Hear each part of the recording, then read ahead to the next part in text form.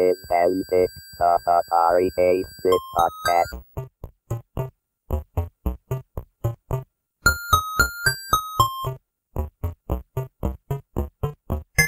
Smart, nerdy people might be interested in something just because it says it's educational, but I don't think most of the programs and the stuff that was written was pretty, not totally remedial, but it was pretty kind of introductory kind of, educational stuff. I'm Kevin Savitz, and this is an interview episode of Antic, the Atari 8-bit podcast. Thomas Renbarger worked at Dorsett Educational Systems from 1978 through 1980, where he converted audio and filmstrip-based educational programs to computer graphics and text for the TRS-80 and Atari 400 and 800 computers. This interview took place April 21st, 2015. As I understand it, you worked at Dorsett Educational Systems, and you worked on the products that ended up being educational cassette tapes that Atari released. Yeah.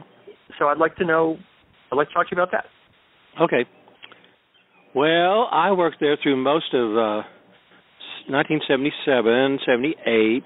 Mm-hmm. We initially, I don't know that sure we had the Atari. They were just negotiating the Atari deal sometime after I got there.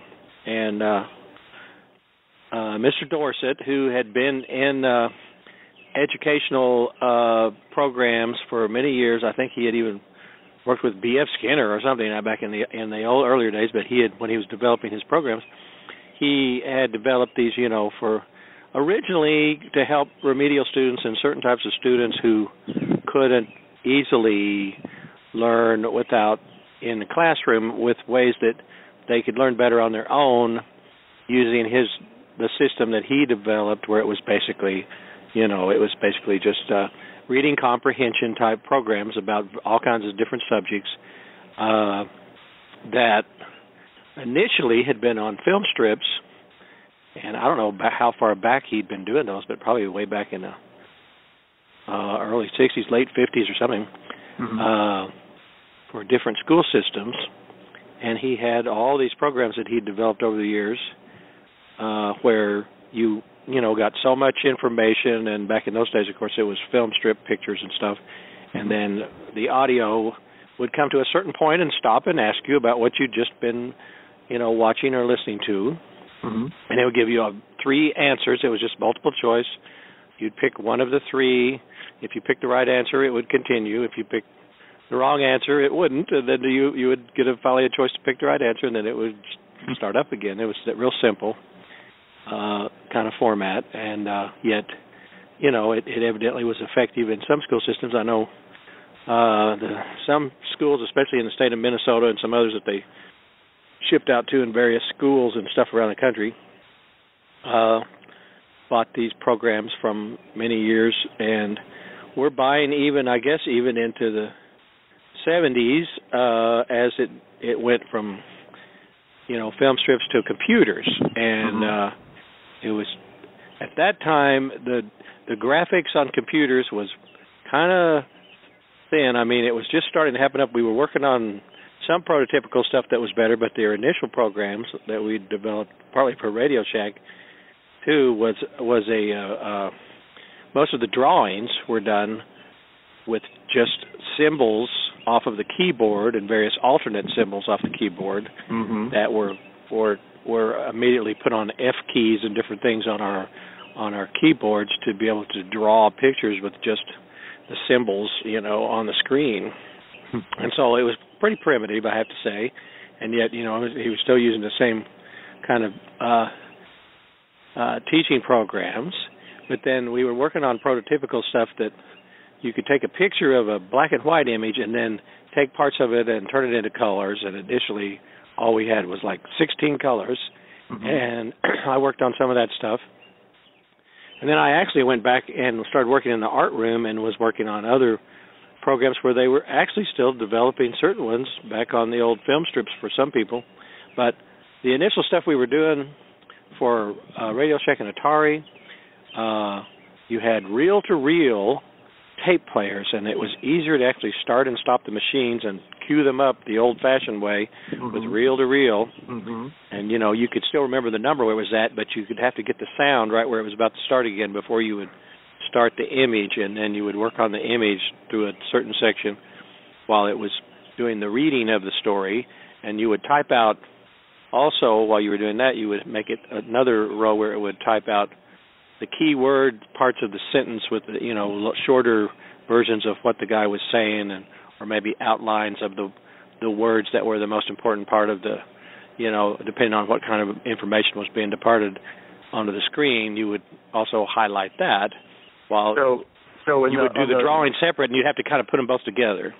Okay. So you'd kind of summarize the audio, which was already pre-recorded. Right. And then add graphics, perhaps. Yeah, and just kind of add graphics were kind of really almost like the, sideshow to what was going up with the writing, but you could do it. There was one part of the screen where you did the drawing kind of in the top part of the screen, and then in the bottom part of the screen, then you would cue them all up to where they would run simultaneously, because they were still actually all being recorded onto the same strip of tape, but it had to be timed just a certain way. And it was kind of tricky work to do, because you were kind of juggling two things in the air while you were, typing stuff in. How did you actually synchronize it? I think I wish I could remember, it's been so long ago, but I think you would actually type certain things that you were going to put in there, and then you could just release it one line at a time. And then you could go in and do a little bit of the drawing and then release a little more, and then the audio would kind of catch up with it. But you'd have to go back and, in your mind, summarize and kind of outline what was going on there, and then try to tie the two together. And, some people were better at it than others, and it was kind of, it was kind of hit and miss a little bit, trying to make it all seem to be cohesive. But it was something that nobody else was doing at the time, and it was available. And some of the people who were trying to develop any and everything at that point, I mean, I know, maybe they were just wanting to put out something more educational, because computers really hadn't taken off completely as home devices. People hadn't completely accepted, the PC world that came, a few years later.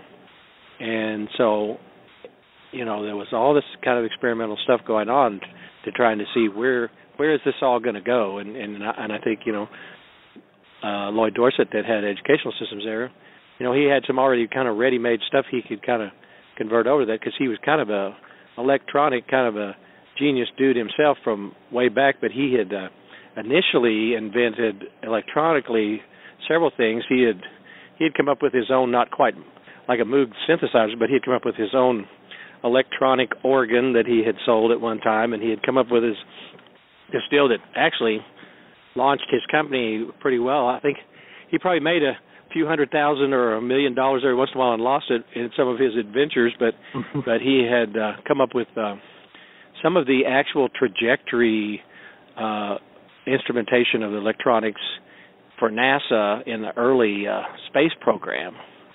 And he had a lot of the things, some of the stuff he had developed had been with government programs, like we were doing stuff for Department of Agriculture and even the military and different things over the years. Even the couple of years I worked there.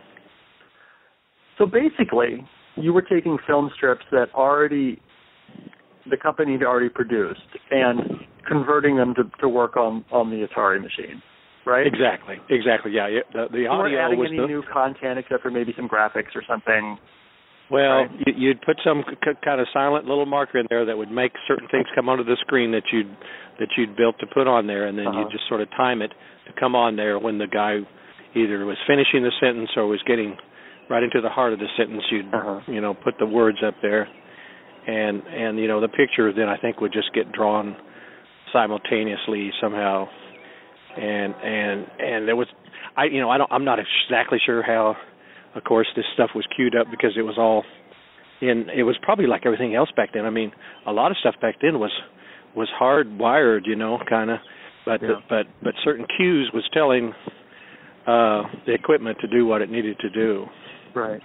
I'm just wondering. I mean, I never used these programs as a child to learn anything, but I'm wondering, like, did the computer add anything versus just watching the film strip? I mean, a film strip is cheap, and you take a test on paper, and that's cheap, and then instead Dorsett was making these computer programs that offered the same information that were much more expensive, probably.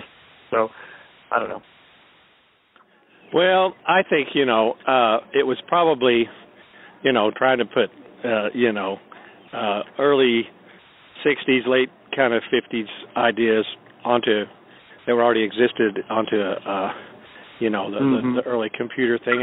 And it was giving, I think, somebody at Dorsett's wanted to know, if there was some way to do educational, if there was maybe there was an avenue, a marketing avenue for educational. And sure. I don't know how much they thought they would sell to individuals, and there were, plenty of sort of smart, nerdy people might be interested in something just because it says it's educational. But right. I don't think most of the programs and the stuff that was written was pretty, not totally remedial, but it was pretty kind of introductory kind of, educational stuff. Right. We had I could just go, I can't remember all the subject matters because a lot of this stuff was being done by other people, but I would see the tapes and the different things going out of there of the different types of programs. And I wrote several programs myself while I was there. I wrote one. He was trying to do one that for the newer stuff. We were doing self-help stuff.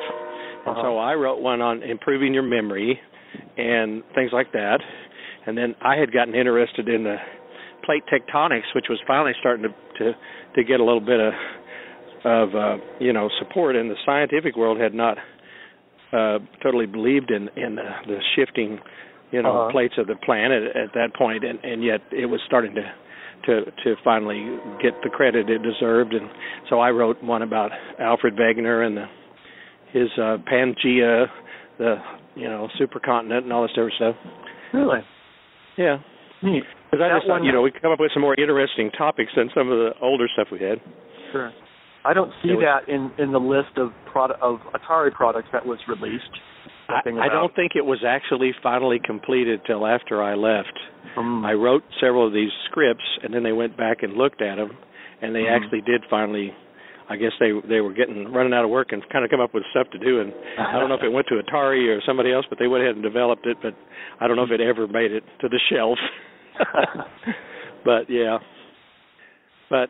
It was a fun place to work on my way through jobs. I was there for 2 years before I became a map maker and started working finally in the computers again, with all the stuff we do in cartography and maps now. And so I've done that for 30-some years. But awesome. Fun. But I'm originally kind of more of a graphic artist type and a writer, but, it was a fun deal because my brother had gotten me into computers, and he was into Commodore and stuff that was probably, Atari's competition at the time in some ways, and even though theirs was more of a real computer and the Commodore 64 was more kind of a gamer thing before all the other game stuff had hardly come out yet. Because, it was like, you go look at all the early stuff that was coming out at that time, and the computers were just starting to get some footing, was, the popular stuff was like Intellivision and these other games that you probably may or may not have seen or heard of at the time, but it was like, early gamer stuff. Yeah. And Atari obviously came out of that and decided, to make the run into the computers, and, unfortunately they didn't hang on to Bill Gates and Woz to make it happen there. It happened, in Woz's garage.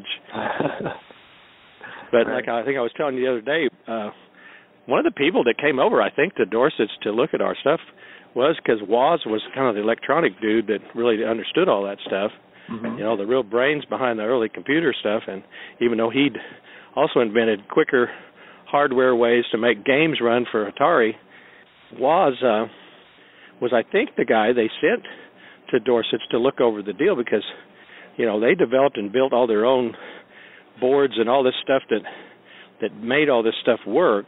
And so, we were still kind of in our own world of creating stuff for for computers, and Lloyd, you know, he was a visionary. The guy that worked there, he saw that he thought computers were going to, you know, change the world, and he had seen a lot of changes in his day. He was an older fellow, but he wasn't no fool, because he was talking all this tech. He'd always have a new word every day. He'd always come in and have some kind of, you know, new word that we all had to learn. That was the word of the day, and you know, and sometimes it was technical words of, you know, that's the first time I ever heard the word interface. You know, he was saying, we're going to have a really good interface here, you know, and all this stuff. We're like going, what? But yeah, it was an interesting point in history, I guess, but it was just a blip on the screen in the backwaters of Oklahoma, down by the river, you know. He had to drive across the river down there on this old country road and drive back, and he had this little place where he built all his stuff back in there behind this little airport that was just out there.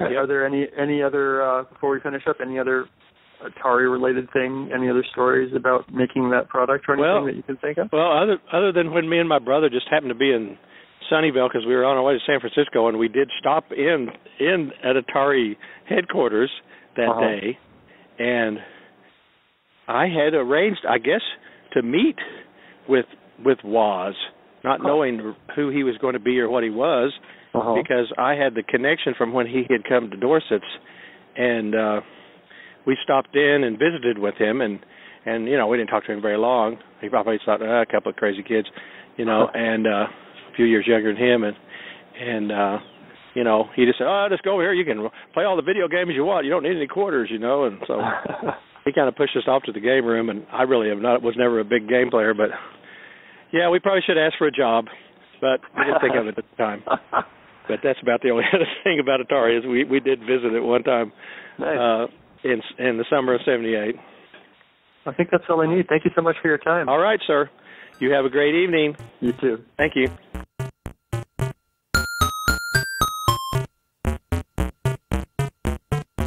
If you enjoy these interviews and would like to contribute something, I encourage you instead to donate to one of our favorite organizations, the Internet Archive, at archive.org.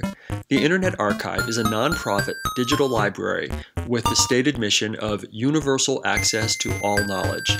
They've done incredible things to preserve computer history, including hosting thousands of programs in an in-browser Atari emulator, creating the Wayback Machine, and offering full-page scans of countless Atari computer books and magazines. Make your tax-deductible contribution at archive.org/donate.